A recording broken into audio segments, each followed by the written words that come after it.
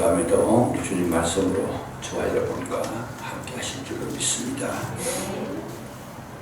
우리 히브리서 오늘 10장 19절에서 25절까지 읽었는데 성경을 우리가 연구할 필요가 있습니다.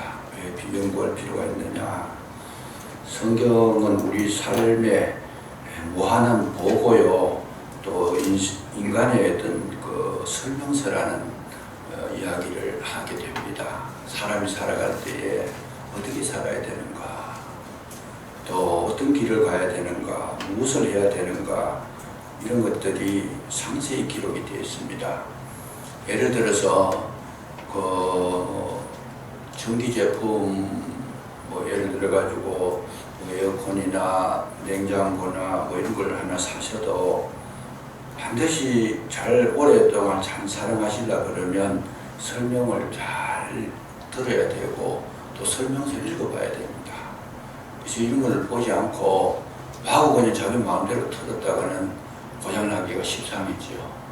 그래서 우리는 정확하게 우리 사람에 대해서 가장 적절하고 합당한 그런 내용을 기록한 책이 성경인데, 이 설명서를 잘 읽어보시면 우리에게는 생명도 있고 은혜도 있고 축복도 있고 영원한 세계도 열려지는 줄로 믿으시기 바랍니다. 아멘. 그만큼 중요한 것인데 우리는 소홀할 때가 참 많습니다. 왜냐하면 그 중요한 것보다 더 중요하게 생각하는 게 있어서 그래요. 그게 뭡니까? 내 육신의 생각이고 세상의 소망이고 내 육신의 안일함이고 땅의 것에 대한 이 집념을 버리지를 못하는 거죠. 그래서 말씀 그거 듣는 것보다는 우선 급하다. 이게 참 힘드는 그런 부분인데 우리는 이거를 깊이 있게 연구함으로써 참된 행복과 축복을 누릴 수 있도록 하는 것, 이걸 기억해 두실 필요가 있습니다. 그래서 히브리서 1장에서 10장 18절까지, 그러니까 지난주까지는 교리를 기록해 놨습니다. 교리라는 것은 뼈대를 말하는 거죠.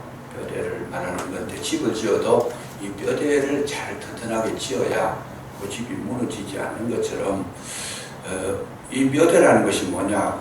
그 길을 가르쳐 주는 것이죠. 어떻게 해야 되는지, 또 가야 될 길, 가지 말아야 될 걸, 해야 될 것과 하지 말아야 될 것, 이런 것들을 중점적으로 정말 그런 어떤 중요한 것들을 말씀을 해 놓았습니다. 그 다음에 이제 오늘 본문에서 19절부터 이제 히브리서 13장 25절 끝까지는 뭘 하는가 하면, 기둥을 세웠으니까 이제는 벽도 쌓고 창문도 달고 인테리어도 하고 살을 붙이는 겁니다. 살을 붙여서 온전한 집이 되도록 그렇게 이 히브리서가 기록이 되어져 있다. 성경 가운데 가장 기록이 잘 됐다고 하는 로마서도 그런 식으로 기록이 되어 있습니다. 1장에서부터 11장까지는 교리다. 어떻게 구원을 얻는가? 사람은 누구인가? 또 믿음 생활하는 데에 뿌리가 뭐냐? 이런 걸 다 가르쳐주고, 12장부터는 그러므로 너희 몸으로 하나님께 거룩한 산 제사를 드리라. 실천이 들어가잖아요. 그래서 항상 이제 굉장히 성경은 논리적으로 기록이 잘 되어 있습니다. 잘 되어 있는데, 히브리서나 로마서나 이런 것을 읽어보면 이런 원리를 우리가 기본적으로 해부를 하지 않으면 이해하기가 굉장히 어렵습니다. 그래서 교리는 교리대로 이해를 해야 되고 실천은 실천대로 이야기를 해야 된다. 그런 부분을 먼저 이해를 하시면서, 실천 부분에 제일 처음에 요구하는 것이 뭐냐 하면 19절입니다. 그러므로 형제들아, 우리가 예수의 피를 힘입어 성소에 들어갈 담력을 얻었나니 그 길은 우리를 위하여 휘장 가운데로 예를 놓은 새로운 살 길이요 휘장은 곧 그의 육체니라. 실천의 제일 처음은 뭐냐 하면, 우리 성도가 됐으면 뭘 해야 되느냐? 그리스도 안에 들어가는 게 1번 순서라는 거죠. 1번 순서다. 그래서 예수님께서 십자가에 못 박혀 돌아가셨을 때 휘장을 찢어버렸어요. 그래서 그 안에 들어오도록 예수 그리스도 말미암아 우리는 그 안에 들어갈 수 있었다. 구약에서는 그 안에 들어갈 수가 없습니다. 들어갈 수 있는 사람이 제사장들밖에 없었어요. 그래서 그 안에 들어갈 수 있는 자는 특권을 가진 자다. 굉장한 참 하나님께 쓰임받은 자요, 특별히 지정된 자만 들어갈 수 있다. 그 안에 들어가면 뭐가 있느냐? 거기에 생명이 있고 주님과의 교제가 있고 거기에 은혜와 평강이 있다라고 하는 사실, 이걸 이제 오늘 본문에서 나타내 주시는데, 거기에 들어가는 그 길이 뭐냐? 새로운 살 길이라는 말을 씁니다. 여기 보시면 새로운 살 길이다. 20절에 그 외의 길은 다 죽음의 길이다. 그러니까 거기에 들어가는 것이 새로운 살 길이다. 이것을 지금 말씀해 주시고 있습니다. 그러니까 우리가 생명을 얻는 길이 어디 있느냐? 그 안에, 성소 안에 들어가는 것이 살 길이라는 거죠.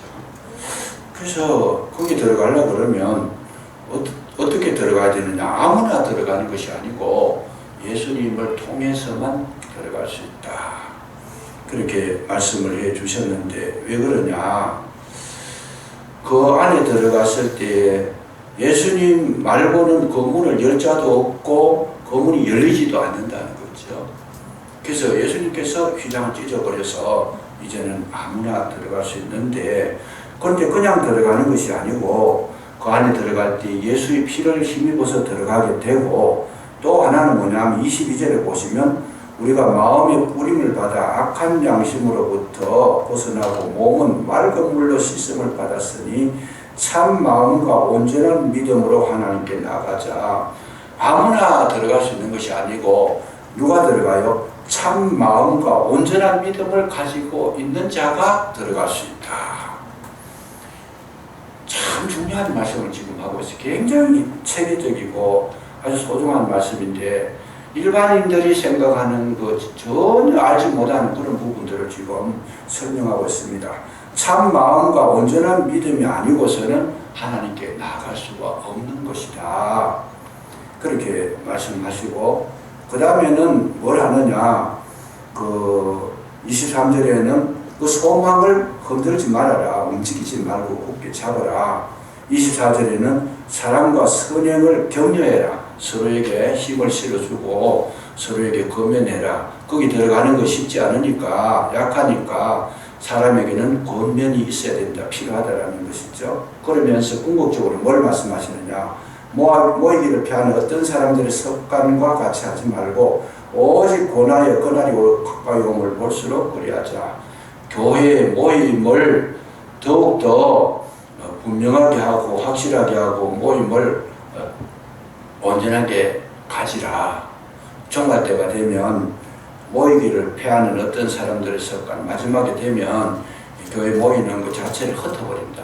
사단이 이걸 흩어버리는데, 그런 사람들과 같이 하지 말고 더 열심히 교회에 모여라. 아멘. 이런 것이 이제 우리의 축복의 문이 열려지고 영생의 문이 열려지는 가장 소중한 살 길이다. 그렇게 설명하고 있습니다. 아멘. 자, 이렇게 놓고 봤을 때 성소 안과 밖의 차이가 얼마나 차이 나느냐, 이거를 보려고 그러면 그 비행기 안과 비행기 밖을 종종 이렇게 이제 생각해 볼 수 있는데, 비행기 안에서는 보면 뭐 커피도 마시고 또 이야기 대화도 하고, 거기에 또 피곤하면 잠도 주무시고 또 신문을 읽을 수도 있습니다. 신문도 있고 굉장히 자유롭습니다. 그리고 온도를, 적절한 온도를 비행기 안에 딱 이렇게 조절해 놨기 때문에 문제가 전혀 없습니다. 생활하는데 문제가 없습니다. 근데 그 대신 비행기 바깥에는 어떻게 되느냐? 바깥의 온도가 그 비행기가 날아갈 때 바깥의 온도가 마이너스 60도 이상 된다는 거죠. 물론 온도 차이가 있을 수는 있어요. 고도에 따라가 차이가 있을 수도 있는데, 마이너스 60도 되는 데서 과연 사람이 살 수 있는가? 불가능하다는 거죠. 불가능하다. 60도 같으면요, 그 자리에서 얼어버립니다. 그 저쪽에 뭐 알래스카 북쪽에 있는 분들 그 대화하는 거, 또 들려오는 그런 어떤 지식을 이렇게 섭득해 보면 거기 갔다 온 분들의 이야기를 제가 들어보니까 가니까 소변을 보는데 소변이 나오자마자 얼어버리더니 나가자마자 그 정도로 춥다는 거죠. 그래도 그 60도는 안 되는 거예요. 그때. 이 마이너스 60도 정도 내려가면 못 사는 것이다. 그래서 이제 우리가 그리스도 안에하고 바깥의 차이를 그렇게 이해를 하면 굉장히 쉬운 것이다. 그런 뜻입니다. 그리스도 안에 있으면 거기에 뭐 재미도 있고 그리고 평화도 있고 또 먹거리도 풍성하고 자유도 있고 즐거움이 있지만은 그리스도 밖에 나가면 생명조차도 유지하기 어려운 것이다 하는 거. 이걸 설명을 해 주시는 건데 지난번에 제가 뉴스를 보는 가운데에 그런 걸 한번 봤습니다. 중국에 일어난 사건인데 비행기 안 타고 비행기 그 바퀴 위에 뭐 어떤 조그마한 공간이 있는가 봐요. 한 사람이 비행기를 안 타고 아마 돈이 없어서 그랬는지 뭐 탈 줄을 몰라서 그랬는지는 모르지만은 그 위에 올라가 가지고 갔다라는 거예요. 비행기를 타고 거기 갔다라는 거예요. 그러니까 무사히 도착을 했어요, 이분이요. 무사히 도착을 했는데 중요한 건 뭐냐 하면 그 안 죽고 산 게 다행이에요. 그래서 어쨌든 이분이 안 죽고 살아났어요. 거기서 살아나가지고 내렸는데 문제는 뭐냐 하면 내리기는 내렸는데 나오는 길을 모르는 거예요. 왜 또 나올 수도 없는 거예요. 여권이 있어야 되고 뭐 비행기 표가 있어야 되고 어떤 절차를 밟아야지 나올 수가 있는데 이분이 나오자마자 곧바로 체포가 되어버린 거죠. 공안원이라 그래요. 중국에는. 한국으로 말하면 이제 뭐 경찰이라든지 뭐 형사라든지 이런 분들이겠죠. 공안원한테 바로 그냥 연행이 돼가지고 구속이 돼버린 거죠. 왜? 표도 안 끊고 그걸 타버렸으니까. 그래서 그 사건이 일어났는데 비행기를 뭐 바깥에서 그렇게 타고 갈 수는 있을지 몰라도 곧바로 구속돼버리는 아주 위험한 그런 어떤 행동을 취하게 됐더라 그 말씀이죠. 그래서 우리가 예수 믿는데 이런 부분을 참 조심해야 됩니다. 예수님을 믿으면 어떻게 되느냐, 항상 주 안에 있도록 노력해야 되는데 주님 바깥에 있으면 정말 그 구원에 이를 수 있는가, 아니면 뭐 그가 천국에까지 갈 수 있는지는 모르지만은 그것도 불확실하지만은 갔다 하더라도 아마 구속 안 되겠느냐 싶어요. 뭐 구속감이잖아요. 그렇게 하면. 그래서 항상 우리는 뭐가 있어야 되느냐, 여러분 우리 속에 그리스도가 계셔야 되고 그리스도 안에 들어가서 여러분 주님 주시는 은혜와 평강을 누리는 것이 가장 큰 축복인 줄로 믿으시기 바랍니다. 아멘. 뿐만 아니라 이 그리스도의 보혈이 반드시 우리에게 필요하다라는 거죠. 왜 그러냐?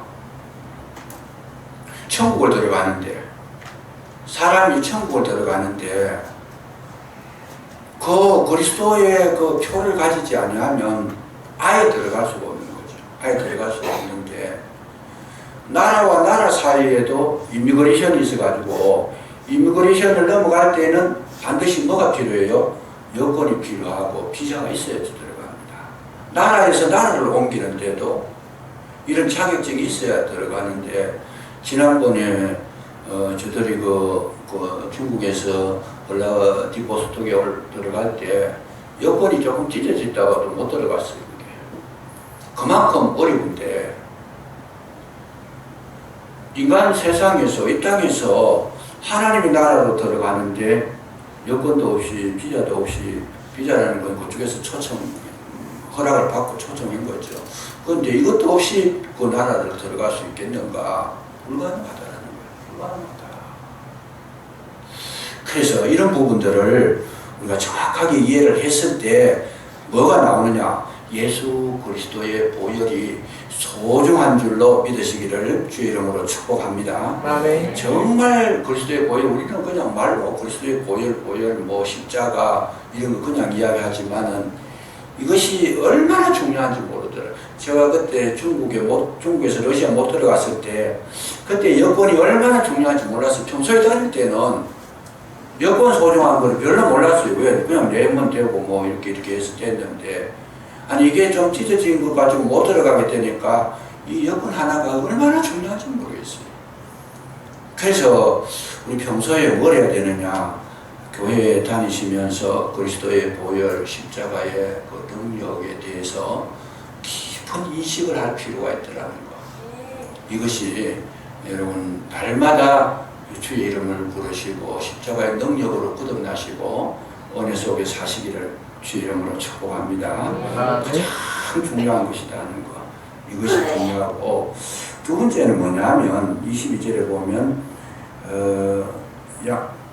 우리가 마음의 뿌림을 받아 악한 양심으로부터 벗어나고 몸은 맑은 물로 씻음을 받았으니 참 마음과 온전한 믿음으로 하나님께 나아가자.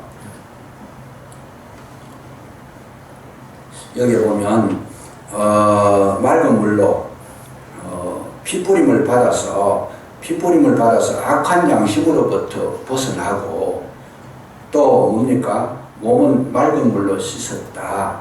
그러므로 뭐가 됩니까? 참 마음과 온전한 믿음이 있어야 하나님 나라에 들어갈 수 있다. 이렇게 말씀하십니다. 이 말을 다른 말로 해석하면 그냥 교회의 어떤 뭐 의식이나 어떤 교회에 출석하는 것 가지고, 그것만 가지고는 하나님 나라에 들어갈 수 없다는 거죠. 굉장히 중요한 이야기를 하고 있어요. 그래서 참 마음과 온전한 믿음, 악한 양심으로부터 벗어나고 몸은 맑은 물로 씻어서 깨끗하게 돼서 참 마음과 온전한 믿음이 됐을 때만이 하나님께 나아갈 수 있다. 근데 이 부분을 우리가 또 소홀히 생각해요. 그냥 교회만 다니면 되는 걸로 대부분이 그렇게 이해를 해버립니다. 근데 성경은 뭐라 그래요? 아니다는 거죠. 참 마음과 온전한 믿음. 그럼 참 마음과 온전한 믿음이 뭐냐? 이게 악한 양심으로부터 벗어나고 그리스도의 보혈로 말미암아 악한 양심에서 벗어나고 피뿌림을 받아서 참 마음과 온전한 믿음으로 들어가자. 하나님께 나아가자. 이렇게 말씀하셨는데, 참 마음과 온전한 믿음이 뭐냐? 그 시편에 보시면은 51편 17절에 이렇게 기록합니다. 하나님께서 구하시는 제사는 상한 심령이라.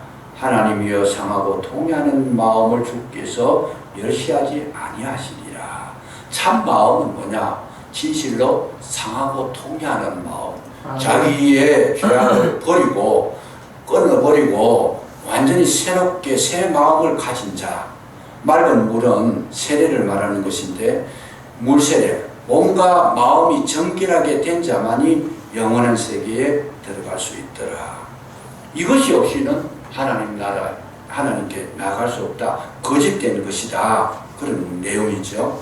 그래서 우리는 항상 하나님 앞에 나갔을 때에 뭘 해야 돼요? 상하고 통회한 심령이라는 것은 정말 자기의 내면을 새롭게 날마다 다져야 되는데, 이걸 하기 위해서는 뭐냐 하면 자기를 정결케 하는, 그리스도의 보혈로 날마다 자기를 정결케 하는 것이 있어야 된다.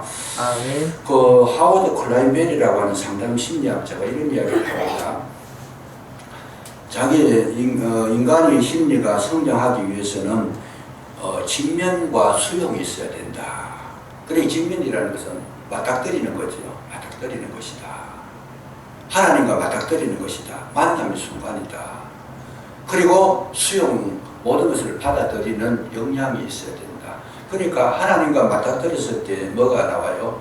내 자신의 부족과 연약과 실수와 악한 양심과 모든 더러운 것들이 보여지더라는 것이 그 직면이에요. 그 직면인데, 그 직면이 있을 때만이 정결하게 되더라는 거죠. 그러니까 우리는 뭘 해더라도 대충 지나고 넘어가버립니다. 그냥 뭐 양심의 가책 조금 받다가 말든지, 뭐 조금 건질건질하다가 말든지, 그냥 대충 지나가 버리는데 전혀 아니다는 거죠. 그래서 악한 양심에서 벗어나고 참 마음과 온전한 믿음. 그 참 마음이라는 것은 정말 직면하고 자기에게 붙어 있어서는 안 될 것을 다 떨어내버리는, 더러운 것을 다 제거해버리는 온전하고 건전한 그런 심령, 그걸 참 마음이라고 합니다. 그 말이죠. 그걸 하기 위해서는 뭐예요? 날마다 주님 앞에 직면해야 된다. 내 서 있는 이 지금 중심이 주님 보시기에 합당한지 그렇지 않은지 성령께서 내 마음을 살피는 그런 은혜가 있어야 된다 하는 거.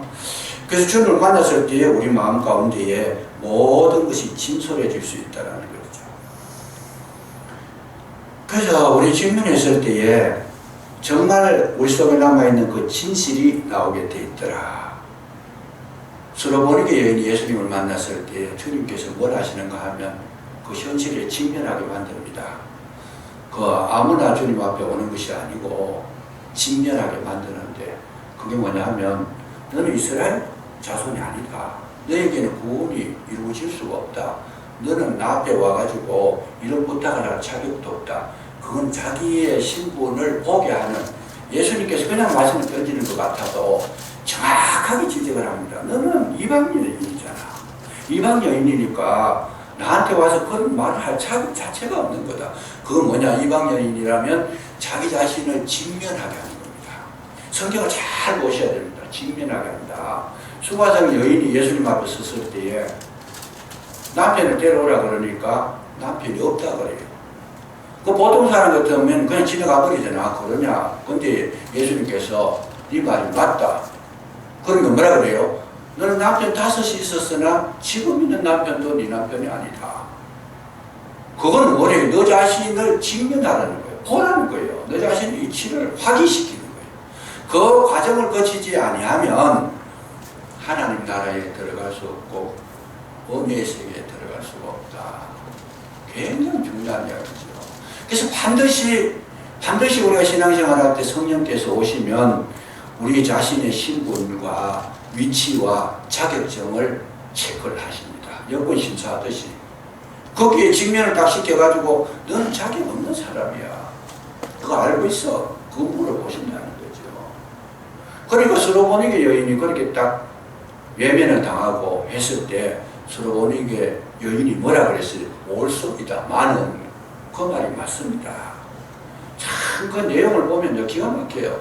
인정을 합니다. 이 여인이. 수용을 한다. 받아들였다는 거예요. 수용을 한다. 직면 있고 난 다음에 올소이다마는 알겠습니다. 그거는 알겠습니다.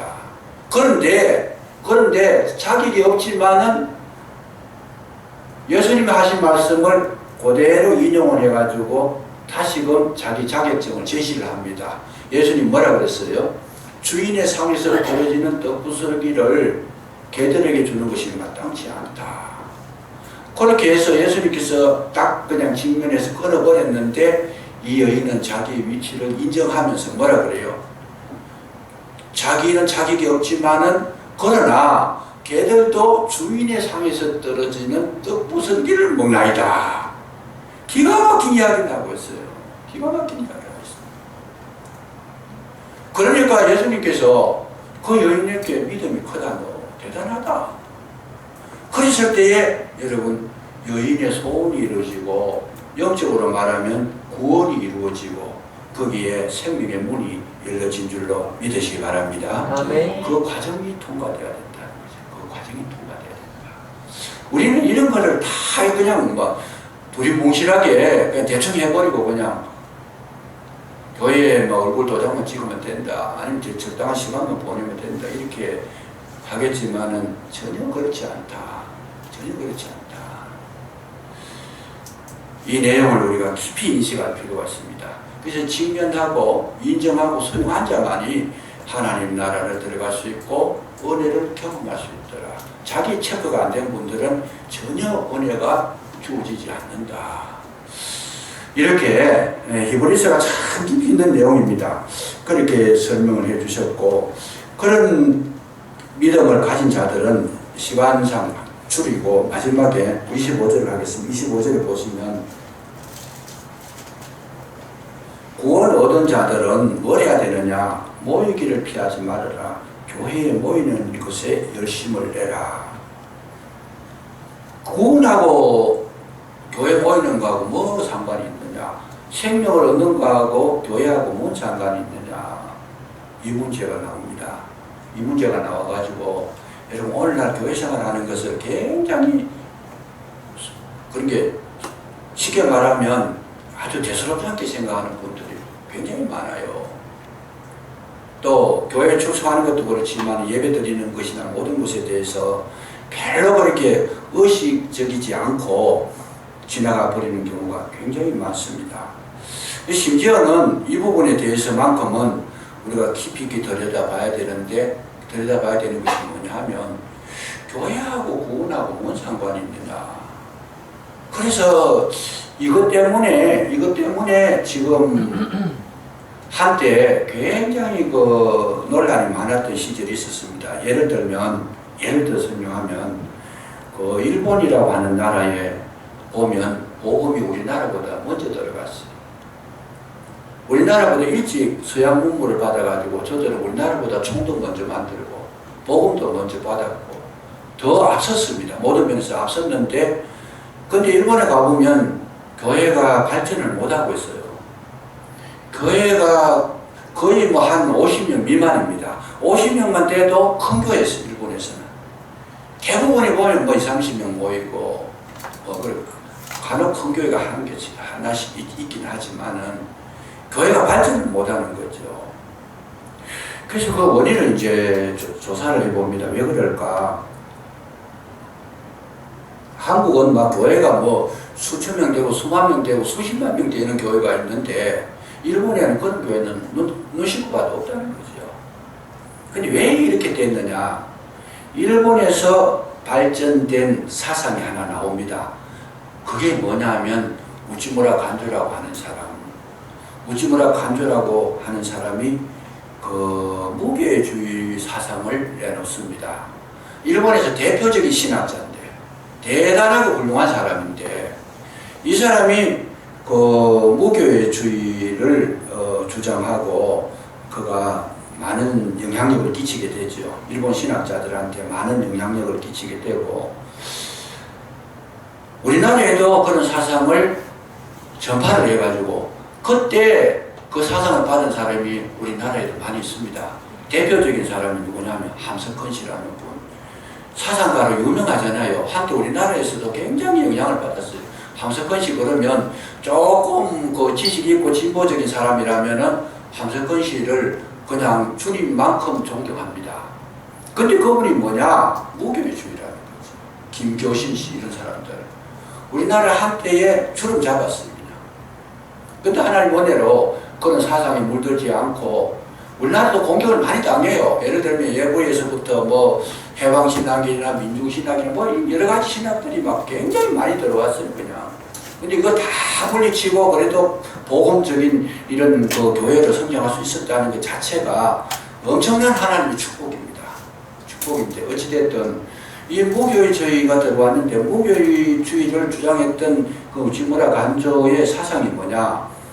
구원은 뭐냐? 구원은 내가 신앙 고백을 정확하게 하고 내가 주님 예수 그리스도의 그 십자가의 능력으로 천국에 들어가는 것이지 교회하고는 아무 상관이 없다.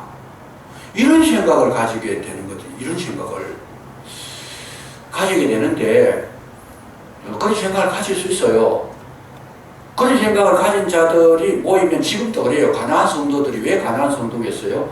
교회하고 상관없다라는 거예요. 그거는 내 신앙 고백만 바르면 되지. 그런데 하나 놓치는 것이 뭐냐? 여러분, 교회 없이도 무교회주의라도 구원은 받을 수 있지만은 구원받은 자는 교회를 등한시하지 않는다는 겁니다. 이 말을 잘 이해를 해야 됩니다. 신앙 고백만 바르게 하면 천국에 들어가는데 그런데 신앙 고백이 바른 사람은 교회를 등한시하지 않는다. 아멘. 이해가 되셔요? 무슨 말인지. 말을 제가 개변을 하는 게 아니고 이해를 굉장히 잘 하셔야 됩니다. 그러니까 정말 생명을 받은 사람이라면 뭘 해야 돼요? 반드시 교회라는 곳을 통해서 하나님의 놀라운 은혜 속에 들어갈 수 있고 축복 속에 들어갈 수 있고 영생을 누릴 수가 있다고 하는 사실을 성경은 정확하게 지적을 하고 있습니다. 어떻게 그걸 아느냐? 여러분, 예수님께서 세우신 것이 직접 명령하시고 세우신 것이 교회인 줄로 믿으시기 바랍니다. 아멘. 반석 위에 베드로가 주는 그리스도시요 살아계신 하나님의 아들이로소이다. 그렇게 고백하니까 바요나 시몬아 네가 복이 있도다. 여기에 이 반석 위에다가 뭐래요? 이 고백 위에다가 내 교회를 세우다. 아니 교회가 필요 없으면 예수님께서 교회 세울 필요가 없잖아요. 신앙 고백만 잘했으니까 너 천국 간다. 그거 내라 그냥. 그럼 되는데 반드시 그 말씀 속에 그 고백을 통해 가지고 교회를 내가 세우겠다. 그렇게 말씀을 하셨고, 바울이 편지를 쓸 때, 에베소 교회도 편지를 쓸 때에 에베소서 1장 22절에 보면 예수 그리스도를 만물 위에 교회의 머리로 삼으셨다. 예수 그리스도는 교회의 머리고 교회는 그의 몸이다 그랬어요. 그러니까 참 생명은 어디서부터 오는가? 예수님으로부터 오는데 그 예수님으로부터 왔을 때 몸이 머리에 붙어 있어야 생명이 있는 것처럼 교회가 주님하고 함께 한 몸으로 이루고 붙어 있어야 참 생명을 얻는다는 것을 성경은 강하게 증명을 하고 있다. 그래서 에베소서는 교회론인데 예수님을 머리로 표현하고 교회를 몸으로 표현합니다. 그 교회하고 몸하고 갈라진 그러면 그렇게라도 살 수 있는지는 모르겠지만 제가 봐서는 불가능한 것이다. 불가능한 것이다. 그래서 오늘 우리가 신앙생활을 할 때에 이런 정확한 어떤 이론과 참 믿음과 참 마음을 가지고 신앙생활을 했을 때만이 참 은혜 속에 들어갈 수 있다는 거, 이걸 히브리서 기자가 정확하게 지적을 하고 있다는 거죠. 그래서 오늘날 우리가 굉장히 중요하게 생각해야 될 거는 여러분 교회 속에 주님이 임재가 있고 교회 속에 하나님 말씀이 선포되고 교회 속에서 우리 영적으로 성장이 되는 줄로 믿으시기 바랍니다. 아멘. 그래서 신앙이 건전할수록 교회를 사랑하게 되어 있습니다. 아멘. 신앙이 불건전한 사람일수록 교회를 멀리하게 되어 있습니다. 분명히 그렇게 되어 있습니다. 그래서 우리는 뭘 해야 되느냐? 모이기를 피하는 어떤 사람들하고 같이 그런 습관을 따라가지 말아라. 정확하게 교회 모임을 더 돈독하게 가지고 그날이 올수록 그날이 가까이 오면 볼수록 더 그리하자 이 말을 붙이는데 이 말의 뜻이 뭡니까 하면 주님 오실 때가 가까워지면 마귀가 노리는 것이 최고의 그 목표 표적이 누구냐 하면 교회입니다. 최고의 표적이 교회인데 교회를 무너뜨리는 최고의 방법이 뭐냐? 모이지 못하게 하는 거다는 거죠. 모이지 못하게 하는 거다. 그래서 지금 이 코로나를 이렇게 보면서 코로나를 통해서 제가 가만히 묵상을 하고 연구를 해보니까 사단의 역사하고 코로나하고 거의 일치해요.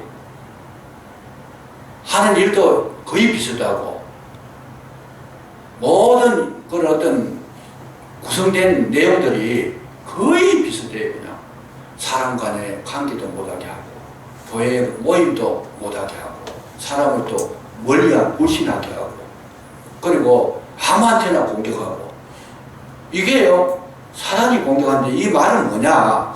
여러분 종말 때가 되면 사단이 강하게 역사하는 줄로 믿으시기 바랍니다. 아멘. 믿으시기 바랍니다. 아멘.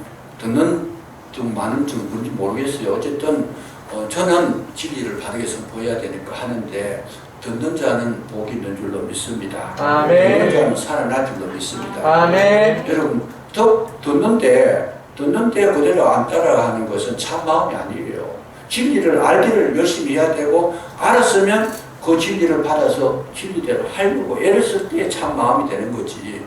그냥 알았으니까 그건 그 얘기고 난 나대로 살겠다. 그거는 참 마음이 아니에요. 가짜 마음입니다. 어쨌든 간에 그래서 이 마지막 시대가 가까이 오면 볼수록 어떤 일이 일어나느냐? 모이는 것도 싫어하고 인간관계도 자꾸 끊어집니다. 자꾸 끊어지고 거기에 대적자가 생기고 또 미워하는 사람도 생기고 그래서 신실한 교회에 정말 신실한 사람들은 자꾸 사람들로부터 배척을 당하게 되어 있습니다. 그게 왜 그러냐? 마귀가 강하게 역사를 해가지고 진리를 외치는 사람은 왕따를 시켜버리는 거죠. 왜요? 진리를 말하지 못하게 하는 거예요. 요즘 예레미야서에 새벽에 합니다만 예레미야는 하나님께서 보내신 참 선지자입니다. 진리를 외치게 되니까 왕으로부터 해가지고 모든 선지자들, 뭐 주변에 방백들, 힘 있는 자들이 하나같이 다 예레미야를 공격해버립니다. 그래가지고 막 그냥 물고둥이도 빠지고 그냥 감옥에도 가두고 그냥 묶어버리고 말도 못하게 하고 시대가 점점 종말에 가까이 오면 볼수록 교회 모임이 쇠약해지더라. 그 쇠약해지게 하는 것이 뭐냐? 사단이 온갖 방법을 다 쓰는 거죠. 그래서 코로나가 마귀라는 건 아닌데 이런 것들을 마귀가 사용하고 이용할 수 있다는 거죠. 이용할 수 있다. 어떻게 이렇게 정말 우리가 생각지도 못하는 이런 사건들이 일어나잖아요, 지금. 그럴수록 우리는 뭐 해야 돼요? 이럴 때일수록 더 모이고 더 기도하고 아멘. 더욱더 주님 앞에 가까이 나가기를 주님께서 원하고 계시는 줄로 믿으시기 바랍니다. 아멘. 그러나 지혜를 써라. 무작정 하고 모이는 것이 아니고 최대한 그 공격을 피해라는 거죠. 그 공격을 피하고 너희들이 방어막을 형성해가지고 모면하면서 그 마음 가운데 어려우면 어려울수록 참 성도는 어떤 현상이 나오느냐? 더 간절해집니다. 이게 이제 마지막에 이제 결론인데, 여러분 진짜 성도는 어려울 때 보면 알 수가 있어요. 어려울 때 더 마음속에 열망이, 소망이, 마음속에 그 열심이 더욱 살아나게 되어 있다는 거죠. 가짜는 어려울 때 보면 다 떨어져 나갑니다. 떨어져 나가지만은 진짜 신앙이 있는 분들은 힘들고 어려워도 믿음으로 살려고 애를 쓰고 말씀을 연구해서 깨달으려고 고민을 하고 거기에 많은 정열을 쏟아붓고 거기에 굉장히 이렇게 심혈을 기울이는 그런 모습이 나타나고 있더라. 그래서 성경은 정확하게 말씀합니다. 마지막 시대에는 어떠냐? 거룩한 자는 더 거룩하게 만들고 더러운 자는 더 더러워지더라. 그게 계시록의 마지막에 나오는 이야기 그 얘기입니다. 그래서 지금은 많은 시점이나 하나님의 사람들을 더 강하게 만들고 거룩하게 만들고 온전하게 만들고 참 마음을 가진 자로 만들고 정결한 자로 만드는 그런 시점이 오고 있는 줄로 믿으시기 바랍니다. 아멘. 이때일수록 주님을 더 사모해야 된다는 거죠. 아멘. 그 열심을 가져야 돼요. 아멘. 이 원리를 진리를 잘 깨닫고 믿음으로 날마다 승리하시기를 주 이름으로 축복합니다. 아멘. 기도하겠습니다. 감사합니다. 아버지 하나님, 진정으로 주님께서 예수의 피를 힘입어 성소에 들어갈 수 있는 담력을 우리에게 허락해 주셨다 하셨사오니 우리 교회 속에 그리스도의 보혈을 피뿌림을 충만하게 허락하셔서 늘 주 안에서 아름다운 삶을 살아가는 귀한 교회가 되게 해주시기를 간절히 기도하고 원하오며 날마다 맑은 물과 참 마음을 가지고 온전한 믿음을 가지고 주님 앞에 예배하며 믿음으로 승리할 수 있도록 도와주시기를 원합니다. 아멘. 참으로 모이기를 피하는 어떤 사람들의 습관과 같이 하지 말고 오직 우리는 그날의 가까움을 볼수록 더욱 열심히 모여서 주님을 사모하며 믿음으로 살기를 원하는 거룩한 교회가 되기를 주님께 바라오니 도와주시옵소서. 아멘. 성령께서 충만하게 역사하셔서 진리의 사람이 되게 해주시고 믿음의 사람이 되게 해주시고 아멘. 마음에 합한 그런 귀한 주의 종들이 되게 해주시고 가정들이 되게 해주시며 교회가 되게 하여 주옵소서. 아멘. 예수님 이름으로 감사기도 드리옵나이다. 아멘. 아멘.